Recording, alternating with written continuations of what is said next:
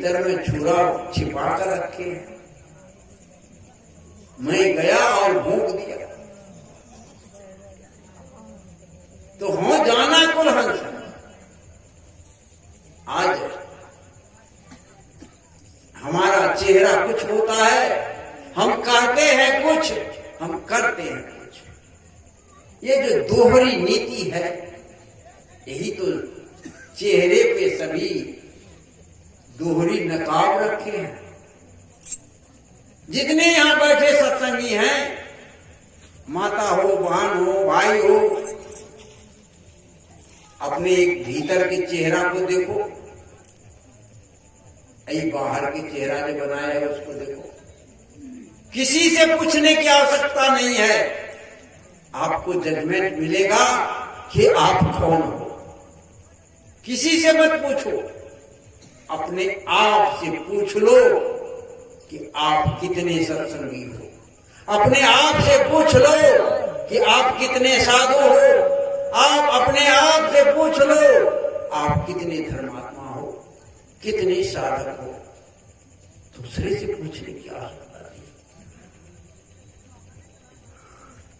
सबको देखने वाला ये आत्मा स्वयं को भी देखता है। सबको देखने वाला आत्मा स्वयं को भी देखता है, क्योंकि आत्मा निर्विकार है। और आप ऐसा करते क्यों हो? क्योंकि आप मनाधीन हो गए, आप विषयाधीन हो गए हो, आप संसार के अधीन हो गए हो, स्वाधीन नहीं हो। यदि स्व अपने आप पर आपका काबू हो जाए, अपने आप के स्वरूप में स्थिर हो जाए, पूर्ण ज्ञान को प्राप्त करने, तो जो वैध अवैध जितने भी कर्म है, वह कर्म जन जो दोष है, वह सब आपका समाप्त हो जाएगा और आप मुक्ति को प्राप्त करेंगे। जिस तरह से सूर्य के उदय होने से तारा समाप्त हो जाता है, उसी तरह से पूर्ण ज्ञान हो जाने पर साधक का सभी वैद्यावैध कर्मों का संस्कार क्षय हो जाता है। इसलिए नीतिकार ने कहा, शास्त्रकार ने क्या कहा? विद्यते हृदय ग्रंथि छिद्यन्ते सर्व संशया क्षीयन्ते तस्मिन् कर्माणि तस्मिन् दृष्टि परावरे। जिसके हृदय की ग्रंथि खुल जाती है, उसी को वह ज्ञान, जो पूर्ण ज्ञान है, उपलब्ध होता है। और जब पूर्ण ज्ञान को प्राप्त होता है, तब उसकी समस्त कर्म का क्षय हो। क्षीयन्ते तस्मिन् कर्माणि, उस साधक का समस्त कर्म फल क्षय हो जाता है। न शुभ कर्म लाते हैं न अशुभ कर्म, क्योंकि शुभ कर्म भी बंधन है और अशुभ कर्म भी बंधन है। शुभ कर्म बंधन सोने का है, अशुभ कर्म बंधन लोहे का है। कर्म का फल तो है, जन्म मरण तो है, लेकिन मुक्ति नहीं है। मुक्ति तब है जब आप शुभ अशुभ दोनों कर्मों से ऊपर उठ जाते हो। और वह होगा कैसे?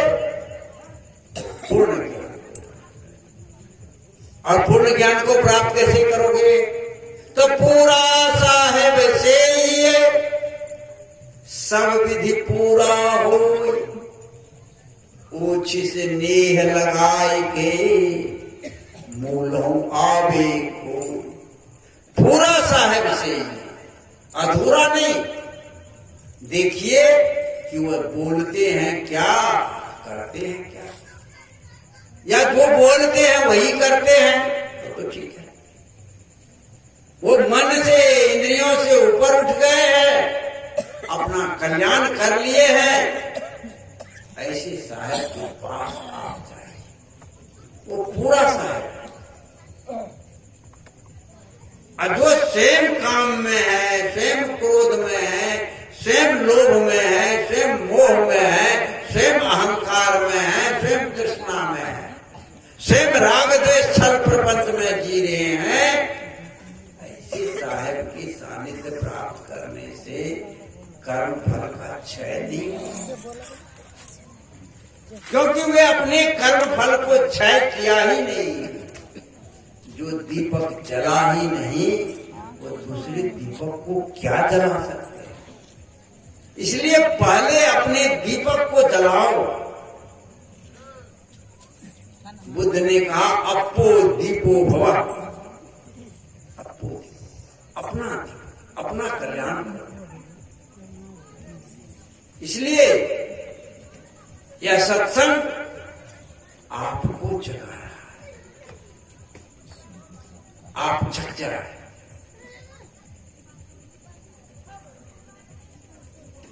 आप अपना कल्याण प्राप्त करें। बड़ी कृपा है हमारे संतों की, जो संत ने इस गादी की स्थापना की। बड़ी कृपा। जानते हैं, दूसरे के खेत में मजदूरी करके यहाँ हमारे जो खंती गाड़ने वाले संत थे, दूसरे के खेत में मजदूरी करके यहाँ आश्रम चलाते, ये स्थिति थी। और वह संत ये खैरा में सतगुरु कबीर साहब की गद्दी की स्थापना की। तब तमाम जमीनें हो गई, आज कोई कमी नहीं है। लेकिन जहां से अमृत निकलता है, वहां से अमृत लेने वाला अमृत नहीं लेकर के जहर ले रहा है, ये बहुत बड़ी दुख की बात है। यहां से अमृत करके ग्रहण करके आप अमरता को तो प्राप्त करो। नफरत करने से क्या मिलेगा? दादा बाबा ऊपर पाजा, जिनके यह भुई भाड़े हो, आंधर भय ये की फूटी, तीन सब ही क्यों छाड़े हो। कौन इस धरती को लेकर के गया है? जो आप लेकर के जाओगे, कोई नहीं लेकर गया है। धरती यही रहेगी, लाखों अरबों खरबों लोग चला जाएगा। इसलिए सावधान हो जाइए, राग द्वेष छोड़ करके भक्ति भजन कीजिए, गुरु के शरण में आइए, सत्संग कीजिए, अपना कल्याण कीजिए, पार हो जाए। क्योंकि यह जो कर्म क्षेत्र आपको मिला है, ये मनुष्य का शरीर मिला है, ये बार बार मिलने वाला नहीं है। सतगुरु कबीर साहब कहते हैं, 184 भरम के अपों पर अटके आए, अब की पासा ना पड़े फिर 84 जाए। फिर हम 84 में चले जाएंगे। इसलिए सतगुरु की शरण में आइए, अपना कल्याण कीजिए, अहंकार को छोड़ दीजिए। अहंकार आपको सद्मार्ग में आने से रोकता है, बाधा डालता है, तुम झुकोगे। कल तक इस मठ के साधु को गाली देते थे, आज भी गाली, आज उसको प्रणाम करोगे। ये अहंकार को खत्म करो, प्रणाम करो, झुको, मिलेगा, अपना कल्याण होगा।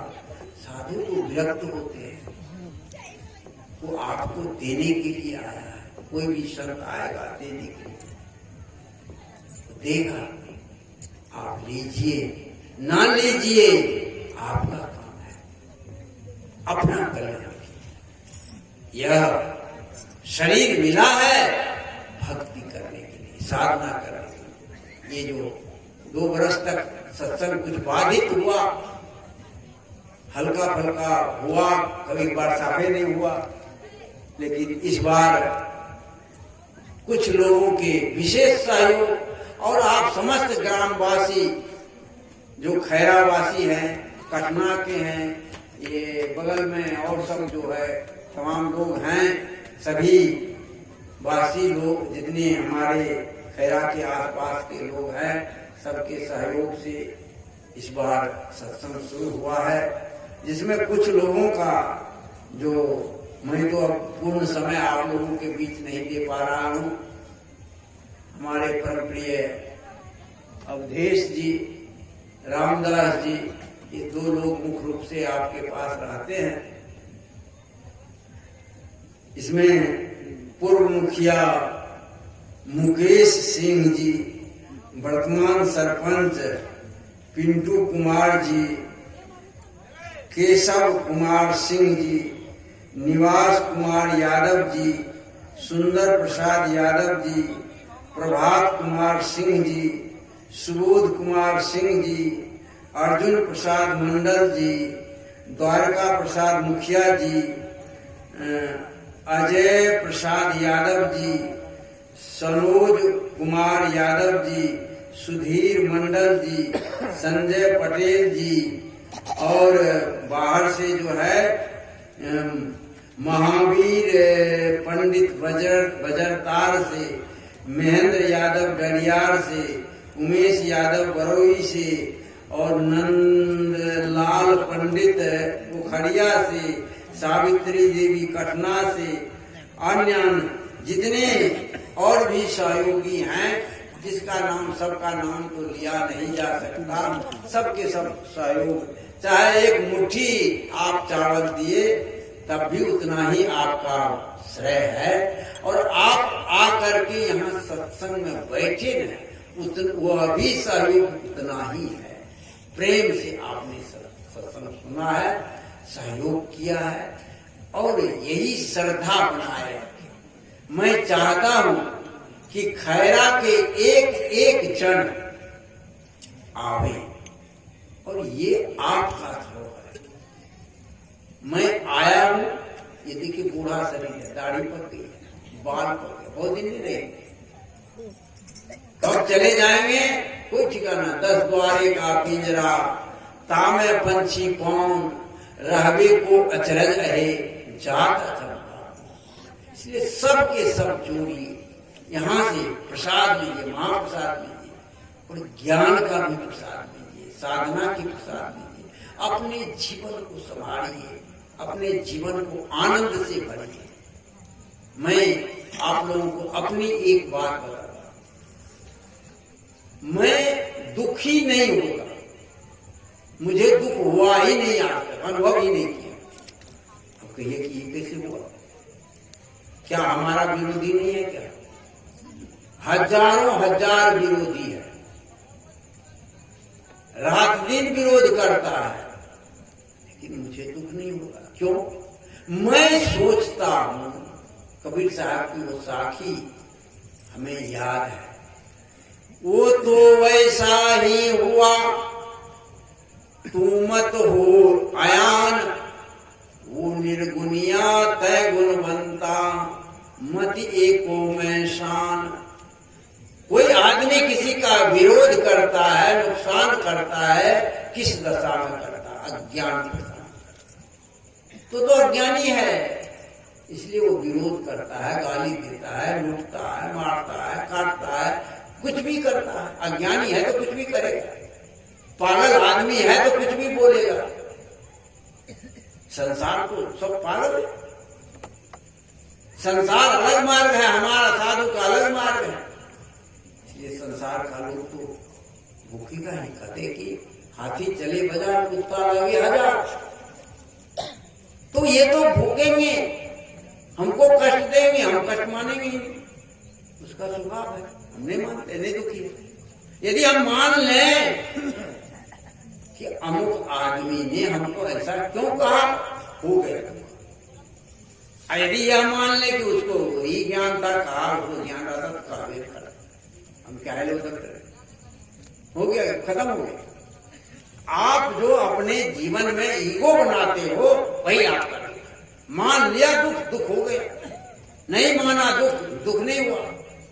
ये संसार में सब आए हैं, ज्ञानी कथते ज्ञान कथ कही, ज्ञानी भुगते ज्ञान कथ, मूर्ख बोलते हो, मूर्ख को बोल करके बोलते। इसलिए हम सोचते हैं कि उसके पास उतना ही ज्ञान है, उतने ही जानता है, या उसका जो स्वार्थ है हमसे पूरी नहीं होती है, हम उसके स्वार्थ में पूरा नहीं कर सकते, इसलिए वो विरोध करता है। तो खड़े, इसलिए हमको दुख करने की क्या जरूरत है, इसलिए मैं दुखी नहीं होता। आप लोग भी अपनी सोच को बदल दो, आज से सुखी हो जाओ, चाहे वो बेटा हो, कोई बेटी हो, पुतो हो, पड़ोसी हो, अड़ोसी हो, भाई हो, कोई भी हो, वो जानो कि उनका काम है। ये जीव सभी स्वतंत्र है, या शारीरिक की दृष्टि से कोई बेटा है, बेटी है, सास है, पुतो है, गुरु है, शिष्य है, पड़ोसी है, अड़ोसी है, लेकिन आत्मा दृष्टि से सब स्वतंत्र है, अकेला है, सब अकेले अकेले चलते हैं, अपने कर्म का फल स्वयं भोगते हैं। इसलिए आप अपना कर्म को ठीक रखो, दूसरे के कर्म की चिंता छोड़ दो। बोलिए सद्गुरु देव की जय।